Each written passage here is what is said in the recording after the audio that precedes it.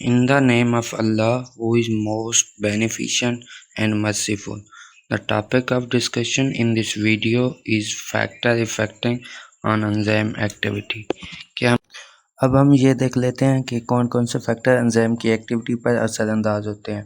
First of all इसमें जो factor है वो टेम्परेचर, देन हाइड्रोजन कंसनट्रेशन, इसको हम पीएच भी कहते हैं। थर्ड जो हमारे पास है वो वाटर है। फोर्थ कंसनट्रेशन ऑफ सबस्ट्रेट है। और fifth enzyme concentration. Six inhibitor and seven is accumulation of and product. First of all हम देख लेते हैं कि टेम्परेचर कैसे असरअंदाज होता है एंजाइम की एक्टिविटी पर। जैसे भी हम टेम्परेचर को इंक्रीज़ करेंगे तो या उसका नॉर्मल ऑप्टिमम टेम्परेचर हो। इसमें आपको ये क्वेश्चन होगा कि ऑप्टिमम टेम्परेचर कौन सा होता है। ऐसा टेम्परेचर जिस पर एंजाइम की एक्टिविटी मैक्सिमम हो, ऐसे टेम्परेचर को हम ऑप्टिमम टेम्परेचर कहते हैं।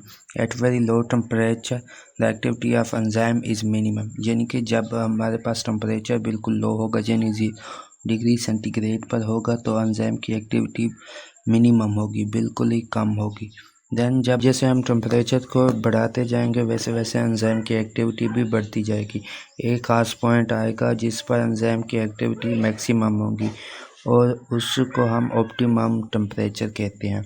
और जब हमारे पास ये टेम्परेचर 45 डिग्री से इंक्रीज़ करेगा, उस वक्त एंजाइम की एक्टिविटी कम होना शुरू हो जाएगी। जब टेम्परेचर हमारा 60 या 70 डिग्री सेंटीग्रेड पर जाएगा तो उस वक्त एंजाइम स्टॉप हो जाएगा परमानेंटली, बिकॉज उस पर एंजाइम डीनेचर हो जाएगा, यानी कि प्रोटीन की शेप चेंज हो जाएगी, जिसकी वजह से एंजाइम अपना फंक्शन अदा नहीं कर पाएगा। इसके बाद सेकंड जो फैक्टर हमारे पास है वो है हाइड्रोजन आयन कंसंट्रेशन और पीएच। पीएच में भी ऐसे होता है कि हर एक एंजाइम की स्पेसिफिक पीएच होती है, जो कि एक ख़ास पीएच पे तो वर्क करते हैं, लेकिन अगर उससे बढ़ेगी या कम होगी तो एंजाइम की एक्टिविटी कम हो जाएगी। यानी कि हम इसमें एग्जांपल देख लेते हैं कि ट्रिप्सिन जो एंजाइम होता है वो अल्कलाइन मीडियम में ही एक्टिविटी मैक्सिमम होती है। डायटेज न्यूट्रल मीडियम पे अपनी एक्टिविटी मैक्सिमम करता है, और पेप्सन जो होता है वो एसिडिक मीडियम में ही, यानी कि लो पीएच पर ही वर्क करता है। अगर हम इससे बढ़ाएंगे या कम करेंगे तो एंजाइम की एक्टिविटी कम हो जाएगी। हाँ, थर्ड हम देख लेते हैं हमारे पास वाटर कैसे असरअंदाज करता है। In absence of water enzyme activity suppress, यानी कि हमारे पास वाटर के कम होने से एंजाइम की एक्टिविटी सप्रेस हो जाती है, यानी कि कम हो जाती है। हाँ, क्योंकि हमारे पास वाटर एक तो हमारे पास मीडियम प्रोवाइड करता है कि एंजाइम उसमें रिएक्शन करें। सेकेंड, कुछ रिएक्शन ऐसे होते हैं जिसमें वाटर रिएक्टेंट के तौर पर भी यूज़ होता है, यानी कि जब रिएक्टेंट ही नहीं होंगे तो उससे रिएक्शन प्रोसीड होगा। हमारे पास चौथा जो फैक्टर है एंजाइम की एक्टिविटी पर असरअंदाज होता है वो है कंसंट्रेशंस ऑफ सबस्ट्रेट, यानी कि सबस्ट्रेट के बढ़ने या कम होने से एंजाइम की एक्टिविटी पर कैसे असर होगा। आप रिएक्शन को हम ग्राफ की मदद से देख लेते हैं कि कैसे कैसे प्रोसीड होगा। जैसे जब हमारे पास हम स्टार्ट करेंगे रिएक्शन को, उस वक्त हमारे पास सबस्ट्रेट 0 होंगे, यहाँ से स्टार्ट होगा रिएक्शन। जब जब हमारे पास रिएक्टेंट यानी कि सबस्ट्रेट बढ़ते जाएंगे, हमारे पास रिएक्शन भी बढ़ता जाएगा। एक खास हद आएगी जिस पर रिएक्शन मैक्सिमम होगा, इसको हम ऑप्टिमम कंडीशन कहेंगे। इस पॉइंट से यहाँ तक तो बड़ा है, लेकिन मज़ीद हम जब सबस्ट्रेट इंक्रीज़ करेंगे तो हमारे पास बढ़ने की बजाय वो कांस्टेंट होगा, यानी कि इस पॉइंट तक हमारे पास ये कांस्टेंट हो गया। अब हम जितने भी सबस्ट्रेट बढ़ाते जाएंगे हमारे पास रिएक्शन नहीं बढ़ेगा, बल्कि वो कांस्टेंट रेशो से ही रहेगा। फिफ्थ जो फैक्टर एंजाइम की एक्टिविटी पर असरअंदाज होता है वो है एंजाइम कंसंट्रेशन, कि एंजाइम के बढ़ने से क्या रिएक्शन बढ़ेगा या कम होगा। जब हम एंजाइम की कंसंट्रेशन 0 होती है तो रिएक्शन उस पर भी मिनिमम होता है।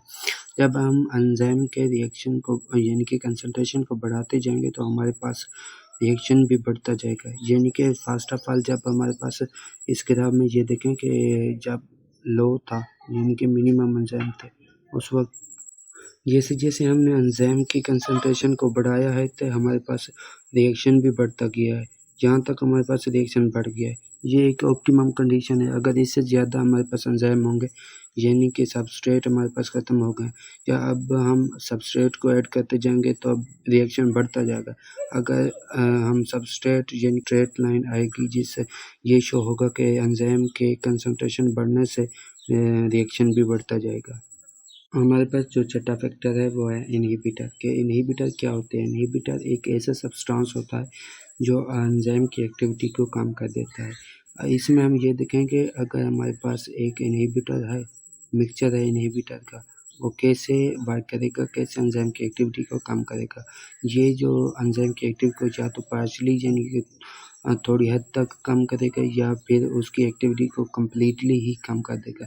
ये डिपेंड करता है कि कौन सा इनहिबिटर है, कैसे वो वर्क कर रहा है। कुछ इनहिबिटर लेस इफेक्टिव होते हैं यानी कि एंजाइम के कंसेप्ट को कुछ वक्त के लिए तो इनहिबिट कर लेते हैं लेकिन बाद में वो चले ख़त्म हो जाते हैं। इसी लिहाज से इसकी दो टाइप्स हैं, एक कम्पिटिटिव इनहिबिटर और दूसरा जो है non competitive inhibitor.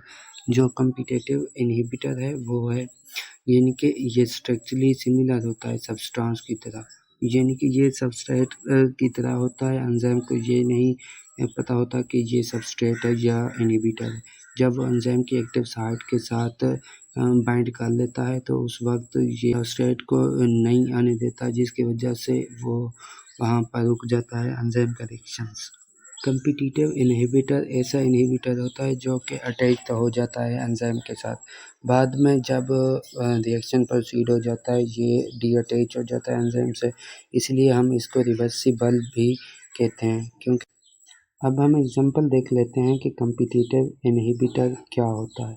Competitive inhibitor में जो malonic acid act as a competitive inhibitor करता है जो कि एंजाइम सक्सिनिक डिहाइड्रोजिनेज पर अटैच हो जाता है। जब ये अटैच हो जाता है तो यह स्ट्रक्चरली सिमिलर होता है उसके सबस्ट्रेट के। अब हम इस एग्जांपल को डायग्राम की मदद से देख लेते हैं कि ये कैसे वर्क करती है। ये पहले जो नॉर्मल कंडीशन होती है उसमें एंजाइम और सक्सिनिक एसिड आपस में रिएक्ट करते हैं तो एंजाइम सबस्ट्रेट कम्प्लेक्स बना देते हैं ये इस नेक्स्ट स्टेज में। जब नेक्स्ट रिएक्शन प्रोसीड होता है तो उसमें प्रोडक्ट फ्यूरिक एसिड और एंजाइम वैसे रिलीज हो जाता है। जब इस सक्सिनिक एसिड की जगह एंजाइम के साथ मेलानिक एसिड अटैच हो जाता है उस वक्त कम्प्लेक्स तो बनता है लेकिन रिएक्शन में प्रोडक्ट नहीं बनते, नो रिएक्शन ही प्रोसीड होता है। हम देख लेते हैं कि नॉन कम्पिटिटिव इनहिबिटर क्या होते हैं। ऐसे नॉन कम्पिटिटिव इनहिबिटर वो होते हैं जो एक पॉइजन के तौर पर ही एक्ट करते हैं। ये कम्प्लीटली एंजाइम के एक्टिव साइट को डिस्ट्रॉय कर देते हैं जिसकी वजह से वो परमानेंटली एंजाइम जो होता है नॉन फंक्शनल हो जाता है। उसमें सबस्ट्रेट जब भी आएगा वो उससे अटैच नहीं हो। सातवां जो फैक्टर एंजाइम की एक्टिविटी पर असरअंदाज होता है वो एक्युमुलेशंस ऑफ एंड प्रोडक्ट, यानी कि एंड प्रोडक्ट जब ज़्यादा हो जाएंगे तो रिएक्शन रिटार्ड हो जाएगी यानी कम हो जाएगा, एंजाइम की एक्टिविटी कम होती जाएगी क्योंकि एंजाइम की एक्टिव साइट पर क्राउड बन जाता है प्रोडक्ट का और सबस्ट्रेट मॉलिक्यूल जो होता है वो कंबाइन एक्टिव साइट के साथ कम करता है, यानी कि एक्टिव साइट के साथ वो कंबाइन नहीं कर पाता क्योंकि वहाँ पर तो प्रोडक्ट का क्राउड होता है, इसीलिए एंड प्रोडक्ट के बढ़ने से रिएक्शन रिटार्ड हो जाता है। Thanks for watching. For any confusion you can type your question in comment box. इंशाल्लाह उसका ज़रूर आपको जवाब मिलेगा।